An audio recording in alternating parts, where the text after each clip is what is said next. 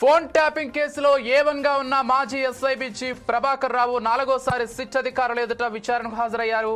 ఇప్పటికే పలుమార్లు ఆయన్ను విచారించిన అధికారులు తాజాగా ఎస్ఐబి మాజీ డీఎస్పీ ప్రణీత్ రావు ఇచ్చిన స్టేట్మెంట్ ఆధారంగా ప్రభాకర్ రావుకు పలు ప్రశ్నలు సంధించారు. ఈ నేపథ్యంలోనే ఆయన సమాధానాలు చెప్పేందుకు మొండికేసినట్లుగా తెలుస్తోంది. పదే పదే అడిగినా చెప్పిన సమాధానం చెబుతున్నట్లు సమాచారం. దీంతో సిట్ అధికారులు సంచలన నిర్ణయం తీసుకున్నారు. ఫోన్ ట్యాపింగ్ కేసులో దర్యాప్తునకు ప్రభాకర్ రావు ఏమాత్రం సహకరించడం లేదంటూ త్వరలోనే సుప్రీంకోర్టును ఆశ్రయించనున్నారు.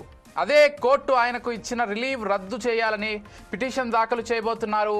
అదేవిధంగా ప్రభాకర్ రావును కస్టోడియల్ విచారణ చేసేందుకు నాంపల్లి కోర్టులో సిట్ అధికారులు పిటిషన్ వేసే అవకాశం ఉంది.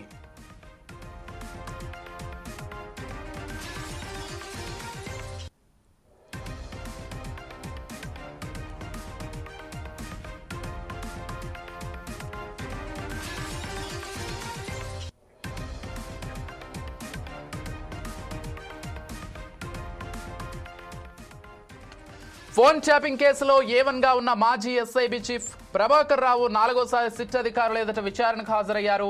ఇప్పటికే పలుమార్లు ఆయన్ను విచారించిన అధికారులు తాజాగా ఎస్ఐబి మాజీ డీఎస్పీ ప్రణీత్ రావు ఇచ్చిన స్టేట్మెంట్ ఆధారంగా ప్రభాకర్ రావుకు పలు ప్రశ్నలు సంధించారు.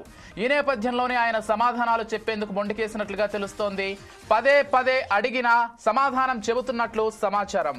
ఇక దీంతో సిట్ అధికారులు సంచలన నిర్ణయం తీసుకున్నారు. ఫోన్ ట్యాపింగ్ కేసులో దర్యాప్తునకు ప్రభాకర్ రావు ఏమాత్రం సహకరించడం లేదంటూ త్వరలోనే సుప్రీంకోర్టును ఆశ్రయించనున్నారు. అదే కోర్టు ఆయనకు ఇచ్చిన రిలీఫ్ ను రద్దు చేయాలని పిటిషన్ దాఖలు చేయబోతున్నారు. అదేవిధంగా ప్రభాకర్ రావును కస్టోడియల్ విచారణ చేసేందుకు నాంపల్లి కోర్టులో సిట్ అధికారులు పిటిషన్ వేసే అవకాశం ఉంది.